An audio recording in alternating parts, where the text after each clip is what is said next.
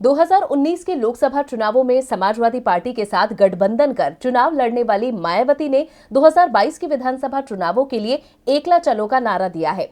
मायावती का पिछला समझौता बेस्वाद रहा, इसलिए इस बार उनकी पार्टी अकेली ही चुनावी मैदान में उतरेगी।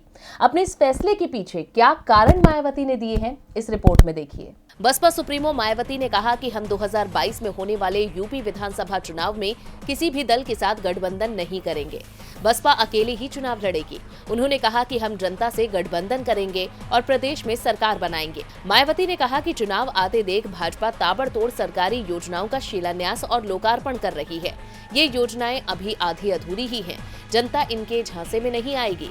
उन्होंने कांग्रेस और सपा पर भी निशाना साधते हुए कहा कि कांग्रेस भी भाजपा की राह पर है, इसलिए लगातार लोक लुभावन घोषणाएं कर रही है। अगर उन्होंने सत्ता में रहते हुए 50% भी वादे पूरे किए होते तो आज केंद्र की सत्ता से बाहर ना होते। मायावती ने कहा कि जनता सपा के चुनावी वादों पर यकीन नहीं करेगी और उन्हें वोट नहीं देगी। मायावती ने यूपी के मुख्यमंत्री योगी आदित्यनाथ पर भी निशाना साधा। कहा कि यूपी के सीएम की तरह मेरा भी परिवार नहीं है, लेकिन मैं कोई पोशाक धारण कर सन्यासी नहीं बन गई हूँ। मेरा परिवार सभी धर्मों के लोग हैं और मैं सभी का ध्यान रखती हूँ। योगी ने एक धर्म विशेष जाति के लोगों पर ही अपना ध्यान फोकस किया है।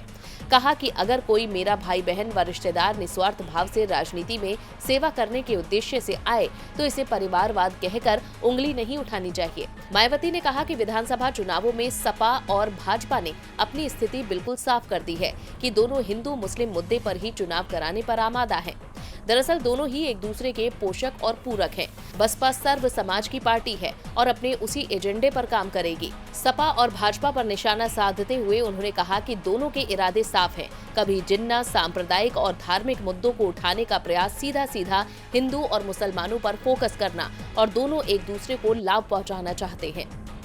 डीबी लाइव की रिपोर्ट।